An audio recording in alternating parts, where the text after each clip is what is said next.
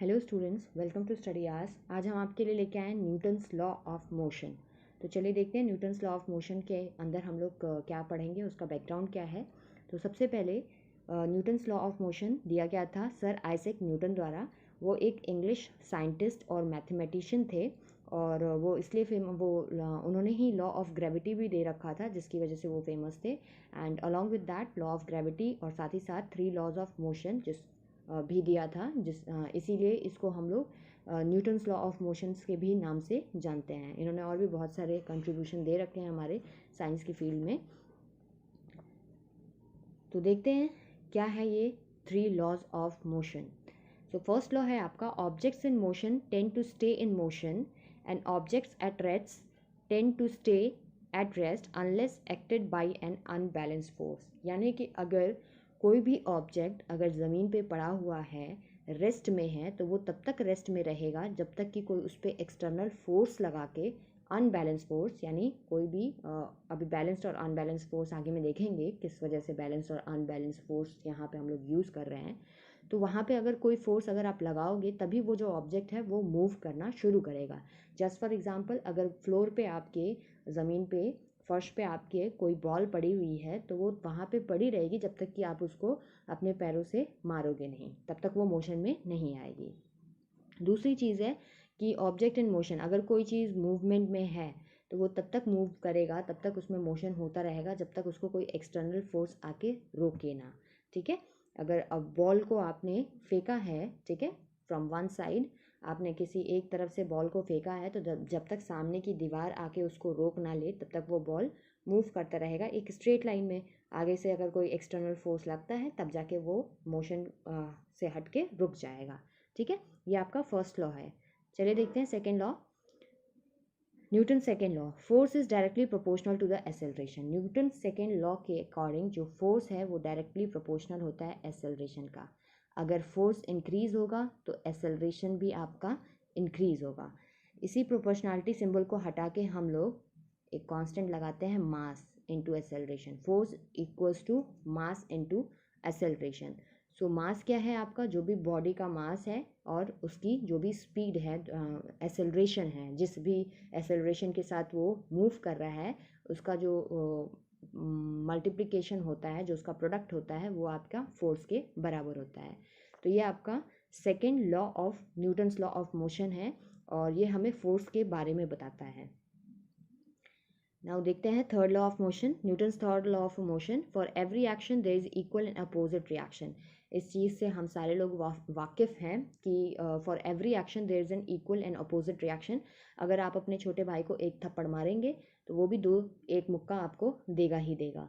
तो जितनी ज़ोर से आप उसे मारेंगे, अगर उसे आप धीरे से मारेंगे, प्यार से थोड़ा सा हाथ से मारेंगे तो वो भी थोड़ा सा प्यार से मारेगा। अगर उसे ज़ोर से मारेंगे तो वो भी आपको ज़ोर से मारेगा। तो ये तो हो गई मारपीट की बात, but every action there is an equal and opposite reaction for every action।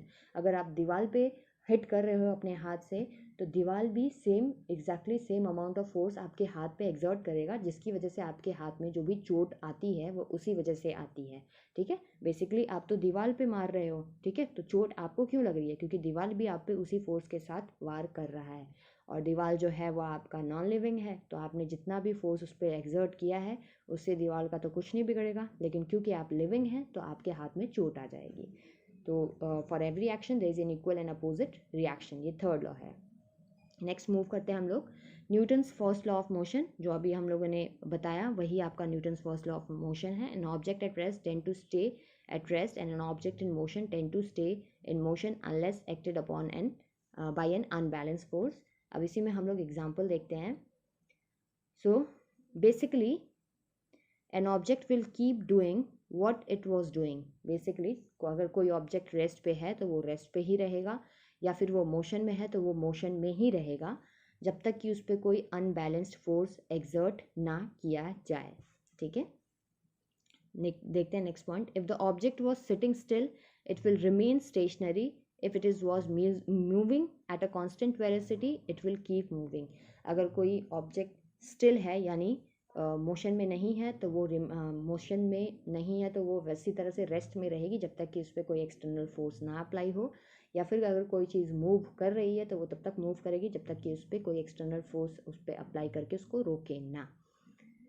Next देखते हैं, it take force to change the motion of an object. कोई सा भी मोशन है, अगर वो रेस्ट का है या फिर मोशन है यानी चलता फिरता है, तो किसी का भी मोशन रेस्ट से मोशन में लाने के लिए या मोशन से रेस्ट में लाने के लिए हमें फोर्स की ज़रूरत पड़ती है।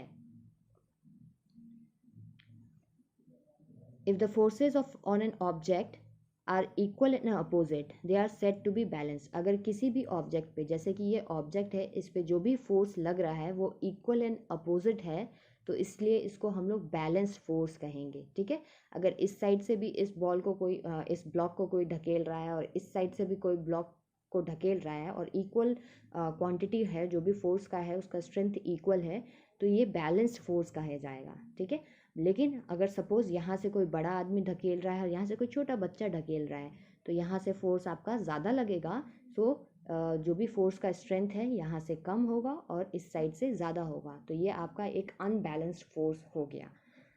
ठीक है, तो एग्जांपल यहाँ पे देखते हैं, जैसे कि ये कोई बुक आपकी रखी हुई है टेबल पे, तो नीचे में बुक की वजह से नीचे में आपका ग्रेविटेशनल पुल है, यानी ग्रेविटेशनल फोर्स जो है वो नीचे के साइड में लगेगा, और जो टेबल है वो इसके ऊपर अपोजिट साइड में फोर्स लगाएगा। क्यों? क्योंकि to every action there is an equal and opposite reaction.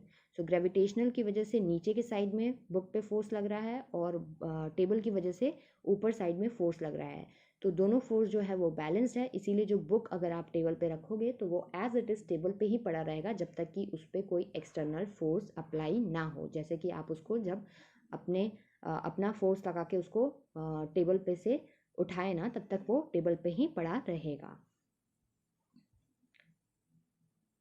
कुछ और एग्जांपल्स डिस्कस करते हैं। Soccer ball is sitting at rest, it takes an unbalance force of a kick to change its motion. अगर कोई football है और वो ground पे पड़ा हुआ है तो वो ग्राउंड पे ही रहेगा जब तक कि कोई एक्सटर्नल फोर्स और अनबैलेंस फोर्स उस पर किक ना करे, कोई भी किक ना करे, तब तक वो वहीं पे उसी पोजीशन में रहेगा। नेक्स्ट है, two teams are playing tug of war. आपने टग ऑफ वॉर खेल रखा होगा। बीच में आपका एक रोप होता है, रस्सी होता है, जिसको एक साइड से कुछ लोगों ने पकड़ा रखा रहता है और दूसरे साइड से भी कुछ लोगों ने पकड़ा रहता है, और दोनों लोग उसको अपनी अपनी तरफ खींचने की कोशिश करते हैं। तो अगर दोनों साइड से जो भी उस पर फोर्स लग रहा है वो बैलेंस्ड है, बराबर है, तो जो रस्सी होगी वो मिड में ही रहेगा, मिड में ही रहेगा। ठीक है, जितना उसका पोर्शन इस साइड रहेगा उतना ही पोर्शन इस साइड रहेगा। लेकिन अगर दोनों में से किसी एक साइड में कोई एक ज़्यादा ताकतवर इंसान निकल जाए जो उसको अपनी तरफ ज़्यादा अच्छी तरह से पुल कर जाए, तो यहाँ पे अनबैलेंस्ड फोर्स लग रहा है और उसकी वजह से जो रस्सी है वो एक साइड में शिफ्ट हो जाएगी और इस साइड में शिफ्ट हो जाएगी, और बाकी लोग भी रस्सी के साथ दूसरे साइड में शिफ्ट हो जाएंगे और मैच वो जो एक पार्ट वाले हैं वो जीत जाएंगे। तो यहाँ पे भी फर्स्ट लॉ ऑफ मोशन ही है आपका। इनर्शिया, जो फर्स्ट लॉ है वो इनर्शिया को डिफाइन करता है। Now what is this inertia? The tendency of an object to resist changes in its state of motion. जो टेंडेंसी होती है किसी भी ऑब्जेक्ट की रेजिस्ट करना चेंज अपने स्टेट ऑफ मोशन में, यानी कि अगर वो रेस्ट पे है तो वो रेस्ट पे ही रहेगा, तो यही उसकी इनर्शिया है। एक तरह से रोकने की क्षमता कह सकते हैं हम लोग। ठीक है, अगर उसको कोई हिलाना चाहता है और वो नहीं हिले तो दैट मीन्स वहाँ पे उसका इनर्शिया एक्ट कर रहा है। या फिर कोई ऑब्जेक्ट अगर मोशन में है और वहाँ पे आप उसको फोर्स लगा के रोकना चाह रहे हो तो वहाँ पे भी उसका इनर्शिया लग रहा है। So the first law states that all objects have inertia. जितने भी ऑब्जेक्ट होते हैं सबके पास अपना खुद का इनर्शिया होता है। The more mass of an object has the more inertia it has. अगर कोई चीज़ छोड़िए, अगर कोई मोटा आदमी है तो उसको अगर आप धक्का दोगे तो ये आपके लिए थोड़ा सा डिफ़िकल्ट हो जाएगा उसको अपनी प्लेस से हिलाना। इसका मतलब क्या? उसका मास ज़्यादा है, इसकी वजह से उसका इनर्शिया भी ज़्यादा है। लेकिन वही कोई पतला आदमी हो तो उसका मास कम होगा और उसको आप आराम से उसकी जगह से धक्का दे सकते हैं। ठीक है, तो जिसका मास कम उसका इनर्शिया कम, जिसका मास ज़्यादा उसका इनर्शिया ज़्यादा। और फर्स्ट लॉ ऑफ मोशन आपके इनर्शिया को ही डिफाइन करता है। ओके, अब एक एग्जांपल ये भी लेते हैं हम लोग। वियर सीट बेल्ट पहनने के लिए क्यों कहा जाता है? सपोज़ आप कार में बैठे हुए हैं, ठीक है, कार मोशन में है, और क्योंकि आप कार में बैठे हुए हैं तो आपकी बॉडी भी मोशन में है कार के साथ। जितने स्पीड के साथ कार चल रहा है उतनी ही स्पीड के साथ आपकी बॉडी भी वहाँ पे मोशन में है या फिर मूव कर रही है, ठीक है। सपोज़ यहाँ पे सामने एक पत्थर आ गया, या फिर अचानक से आपको कार में ब्रेक लगाने की ज़रूरत पड़ गई, या फिर सामने एक कोई साइकिल से खड़ा हो गया या साइकिल से क्रॉस करने लग गया, तो आपको अचानक से वहाँ पे ब्रेक लगाने की ज़रूरत पड़ गई, ठीक है। तो क्या होगा, आपका बॉडी तो मोशन में ही रहेगा ना। कार पे ब्रेक लगी है तो कार रुक जाएगा, बट आपका बॉडी जो है वो मोशन में रहेगा। तो इसकी वजह से वो बॉडी जो है वो आप कार के फ्रंट जो विंडशील्ड होता है उसको तोड़ के आप बाहर में निकल आओगे, ठीक है। लेकिन वहीं अगर आपने सीट बेल्ट पहन रखा है तो सीट बेल्ट आपको आपकी सीट से बांध के रखेगा, और आप ब्रेक लगने की वजह से आपका जो बॉडी मोशन में है वो बाहर के साइड में निकल के नहीं आएगा, और एक एक्सीडेंट हो जो भी एक भयंकर एक्सीडेंट है वो होने से बच जाएगा। इसीलिए कहते हैं कार में जब भी बैठें तो सीट बेल्ट पहन के बैठें। और सिर्फ ये ड्राइवर के लिए नहीं होता है, सबकी बॉडी, जितने भी 4 लोग अगर कार में बैठे हुए हैं, अगर आपकी कार में 4 लोग बैठे हुए हैं तो सबको सीट बेल्ट पहन के जाना होता है, ताकि जब भी ब्रेक लगे, सारे लोग एक ही स्पीड से मूव कर रहे होते हैं जो कि कार की स्पीड होती है, जब भी ब्रेक लगेगा तो सारे लोग बाहर आ जाएंगे, इसीलिए सबको सीट बेल्ट पहनना ज़रूरी है। नेक्स्ट देखते हैं,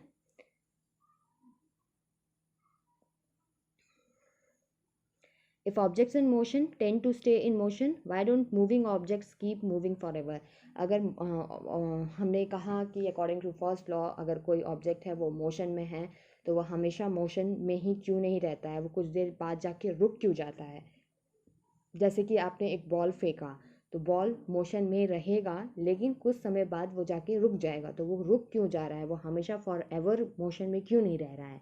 so things keeps moving for ever because there almost always an unbalanced force acting यहाँ पे नॉट लगाना पड़ेगा आपको। Things can not keep moving for ever because there almost always an unbalance force acting upon it. Like अगर ball है वो motion में है तो वहाँ पे आपका फ्रिक्शनल फोर्स भी लग रहा है, ठीक है। अगर आपने हवा में बॉल फेंक रखा है, हवा में आपने बॉल फेंका हुआ है तो वो कंटिन्यूअसली आपका मूव तो करेगा नहीं, कुछ देर बाद जाके वो रुक जाएगा, क्योंकि हवा में जो ऊपर में ग्राउंड में ऊपर में आपने बॉल फेंका हुआ है तो वहाँ पे एयर है, तो एयर की वजह से वहाँ पे रेजिस्टेंस क्रिएट हो रहा है, तो एयर बॉल को रोकने की कोशिश करेगा, और आफ्टर सम टाइम्स बॉल की स्पीड थोड़ी कम हो जाएगी और वो रुक जाएगा। Things keeps okay. A book sliding across a table slows down and stop because of the force of the friction. अगर एक टेबल पे आपने एक बुक रखा, उसको स्लाइड किया, ठीक है, उसको एक साइड से स्लाइड किया तो वो कुछ दूर तो मूव करेगा, उसके बाद वहाँ पे आगे में जाके वो रुक जाएगा। तो ये किस वजह से हो रहा है? क्योंकि टेबल की वजह से उस पर फ्रिक्शनल फोर्स भी लग रहा है जो कि उसे पीछे के साइड में धकेल रहा है। बुक को आपने आगे के साइड में धकेला, फ्रिक्शनल फोर्स उसे पीछे के साइड में ढकेल रहा है, तो कुछ दूर मूव करने के बाद वो जो बुक है वो वहाँ पे रुक जाएगा। इसीलिए कोई भी ऑब्जेक्ट फॉर एवर मूव नहीं कर सकता है, कुछ समय बाद उसको रुकना ही पड़ता है। If you throw a ball upwards it will eventually slow down and fall because of the force of gravity. अगर बॉल को हमने ऊपर में फेंका तो वो कुछ दूर तक जाएगा, फिर वहाँ से वो वापस नीचे में आ जाएगा due to the gravitational force लग रहा है जो कि उसे नीचे में खींच रहा है। तो क्योंकि ये अनबैलेंस फोर्स उस पर एक्ट होता रहता है तो कुछ समय बाद मोशन रहता है और उसके बाद वो रुक जाता है। न्यूटन सेकेंड लॉ देखते हैं हम लोग। Force equals mass time acceleration, यानी कि force equal to mass into acceleration. ये आपका F equals to m into A, ये आपका Newton second law of motion है। एक्सेलरेशन क्या होता है? Measurement of how quickly an object is changing speed. Acceleration अगर कोई चीज़ कंटिन्यूअसली आपका मूव कर रहा है कांस्टेंट स्पीड से, अगर 2 किलोमीटर या 2 मीटर पर सेकेंड से मूव कर रहा है इस पॉइंट से इस पॉइंट तक, ठीक है, स्ट्रेट लाइन में, तो यहाँ पे कोई भी डायरेक्शन का चेंज नहीं है या फिर स्पीड का चेंज नहीं है, कंटिन्यूअसली सेम स्पीड है, तो इसका मतलब इस ऑब्जेक्ट के पास एक्सेलरेशन नहीं है, ठीक है।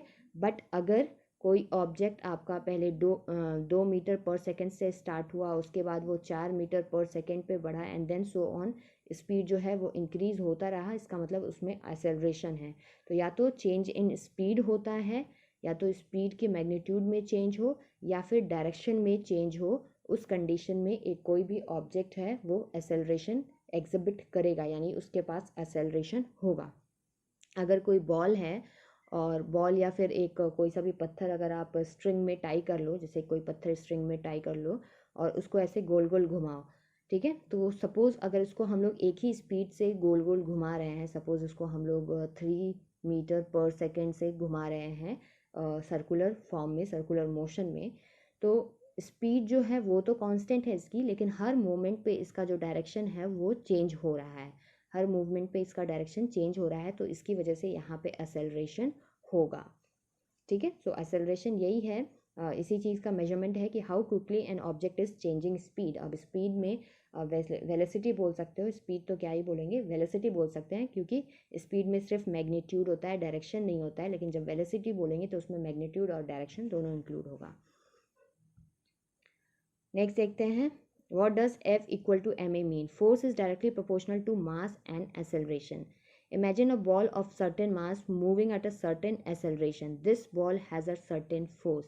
अगर कोई बॉल है वो किसी एक सर्टेन एक्सेलरेशन पे, उसका कुछ मास है m और वो किसी सर्टेन एक्सेलरेशन पे मूव कर रहा है, तो जो भी फोर्स एक्सर्ट करेगा वो बॉल, वो m इंटू ए होगा। ठीक है, अगर बॉल से एक बॉल लिया और उसको आप पे किसी ने मारा या फिर आपने किसी और पे मारा या दीवार पे मारा, तो बॉल का खुद का कुछ मास होगा और जो एक्सेलरेशन है जिसके थ्रू आप उस बॉल को फेंक रहे हो, जो उसमें इम्पार्ट कर रहे हो, यही फोर्स हो जाके एक्सर्ट करेगा दीवार पे। Now imagine we make the ball twice as big, double the mass, keep the acceleration constant. अब सपोज यही जो बॉल था हमने लिया था यहाँ पे, जिसका मास m था और इसका एक्सेलरेशन a था, तो इसका फोर्स था F इक्वल टू ma। अब इसी बॉल को हम लोग ने इसका साइज़ जो है वो डबल कर दिया है, ठीक है, यानी 2m कर दिया है साइज़, बट एक्सेलरेशन को हमने कांस्टेंट किया है। तो यहाँ पे जो इसका फोर्स हो जाएगा वो ma तो हमारा फोर्स था, इनिशियल फोर्स, ठीक है, और F1 मान लेते हैं इसको, तो जो F2 हो जाएगा वो क्या हो जाएगा, डबल हो जाएगा F1 का। F2 will equals to twice of F1, right. अब एक और कंडीशन यहाँ पे हम लोग देखते हैं कि ये जो बॉल था इसका मास m था और एक्सेलरेशन a था।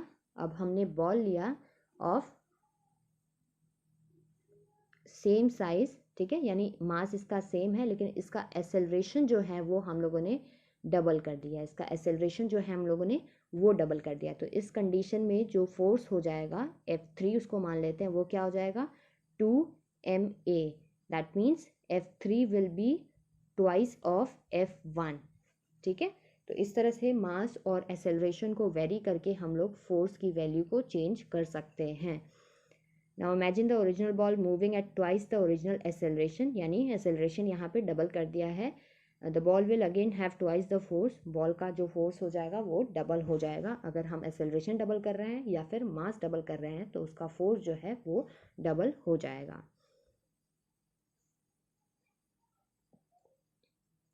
F equal to ma basically means that the force of an object comes from its mass and its acceleration। किसी भी ऑब्जेक्ट का जो फोर्स है वो उसके मास से और उसके एक्सेलरेशन से आएगा, वो कितनी स्पीड से मूव कर रहा है। बॉल का ही एग्जांपल ले ले, अगर बॉल आपने लिया और उसको दीवार पे फेंका तो वो डिपेंड करेगा आप उसको कितनी स्पीड से, मास तो उसका ऑलरेडी होगा, हर ऑब्जेक्ट का अपना खुद का मास होता है, लेकिन कितनी स्पीड से आप उसको फेंक रहे हो, कितना एक्सेलरेशन उसमें इम्पार्ट कर रहे हो, उसका जो फोर्स एक्सर्ट करेगा दीवार पे वो उस पर भी डिपेंड करेगा।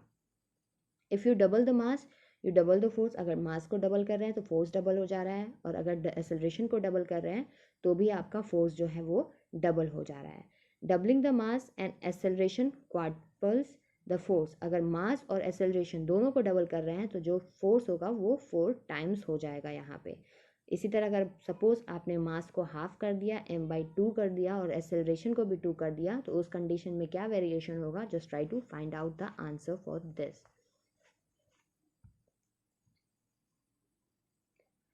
F equal to ma basically means that the force of an object comes from its mass and acceleration. Something very massive high mass that's changing speed very slowly, low acceleration like glacier. जो glacier होता है उसमें बर्फ़ होता है, ठीक है, ice होता है, और उसका मास बहुत ज़्यादा होता है, ठीक है, लेकिन जब वो मेल्ट होता है तो उसका जो एक्सेलरेशन होता है वो बहुत कम होता है, ठीक है। लेकिन क्योंकि उसका मास ज़्यादा होता है तो जो भी ग्लेशियर का मेल्ट होने की वजह से जो फोर्स एक्सर्ट करता है वो ज़्यादा हो जाता है, क्योंकि उसका मास ज़्यादा है, भले ही उसकी स्पीड या फिर उसका एक्सेलरेशन कम है। अगर कुछ बहुत ही छोटा है, हैविंग वेरी लो मास, अगर मास बहुत कम है लेकिन उसका एक्सेलरेशन जो है वो बहुत ज़्यादा है, उस कंडीशन में भी वो ज़्यादा फोर्स एक्सर्ट कर पाएगा। कभी कभी छोटी चीज़ों से बहुत ज़्यादा चोट लग जाता है, क्यों? क्योंकि मास तो उसका कम है, बट क्योंकि उसको हम ज़्यादा अच्छे स्पीड के साथ, अच्छे एक्सेलरेशन के साथ फेंक पा रहे हैं, तो इसकी वजह से उसका फोर्स ज़्यादा हो जाएगा, और ज़्यादा फोर्स की वजह से चोट भी ज़्यादा लगेगी। लाइक बुलेट, अब यहाँ पे बुलेट का एग्जांपल ले रखा है कि बुलेट होता तो छोटा सा है, ठीक है, उसका मास जो है वो बहुत छोटा होता है, बट क्योंकि वो बहुत ही हाई एक्सेलरेशन से मूव करता है तो इसीलिए जो फोर्स होता है वो इतना ज़्यादा होता है कि आपकी बॉडी को वो डैमेज कर देता है। यहाँ पे है आपका third law, for every action there is an equal and opposite reaction. Same example, अगर आप दीवार पे फोर्स लगा रहे हो तो दीवार भी same equal and opposite force आप पे एक्सर्ट करेगा। For every force acting on an object, there is an equal force acting in the opposite direction. Right now, gravity is pulling you down in your seat, but Newton's third law says that seat is pushing up against you with the equal force. अभी आप अपनी chair पे बैठे हुए हैं, अपनी chair पे बैठे हुए हैं और वीडियो देख रहे हैं, ठीक है, तो ग्रेविटी जो है वो आपको नीचे के साइड में पुल कर रही है, बट एग्जैक्टली जो चेयर है वो भी आपको ऊपर के साइड में पुश कर रहा है। तो जो भी ये फोर्स है अपोजिट एंड इक्वल है, तो इस वजह से आप अभी अपने चेयर पे ही बैठे हुए हैं, ना तो ऊपर उड़ रहे हैं और ना ही नीचे गिर जा रहे हैं।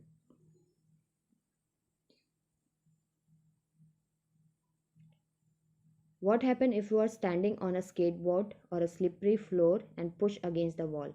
किसी स्केटबोर्ड पे खड़े होके अगर वॉल के अगेंस्ट आपने खुद को पुश किया, ठीक है, जैसे कि हाथ से आपने वॉल को पीछे के साइड में पुश किया, तो क्या हो जाएगा, आपका स्केट जो है वो आगे के साइड में मूव करना लग जाएगा। इससे क्या हो रहा है कि आपने जब वॉल को पीछे पुश किया तो वॉल ने उतना ही इक्वल एंड अपोजिट फोर्स आप पे लगाया, जिसकी वजह से आपका जो स्केट है वो आगे के साइड में मूव करने लग गया है। What does it hurt so much when you stub your toe? ये तो सबने एक्सपीरियंस कर रखा होगा, जो आपके पैर में, आपके फुट में छोटी वाली उंगली होती है, ठीक है, ये सिर्फ चोट लगने के लिए ही बनी होती है। तो कभी कभी जब आप टेबल से कहीं जा रहे होते हैं, जल्दीबाजी में रहते हैं, तो क्या होता है कि इस पर अचानक से चोट लग जाता है टेबल पे, ठीक है, भाग रहे होते हैं तो इस पर चोट लग जाता है, बहुत दर्द होता है। तो क्या होता है कि जब आप बहुत स्पीड में होते हैं तो आपकी जो उंगली है या आपका जो फुट है वो टेबल पे फोर्स डालता है, और टेबल भी इक्वल एंड अपोजिट फोर्स आपके पैर पे पुश करता है, उस पर इक्वल एंड अपोजिट फोर्स डालता है, जिसकी वजह से आपको बहुत चोट लगती है। अब टेबल तो नॉन लिविंग है तो उसको चोट कहीं नहीं लगेगी, बट क्योंकि आप लिविंग है तो आपको वो चोट या आपको वो फोर्स जो है वो फील होगा। This is all about your Newton's law of motion. अगर आपको वीडियो अच्छा लगे तो please like, share and subscribe to our channel, and thank you for watching this video.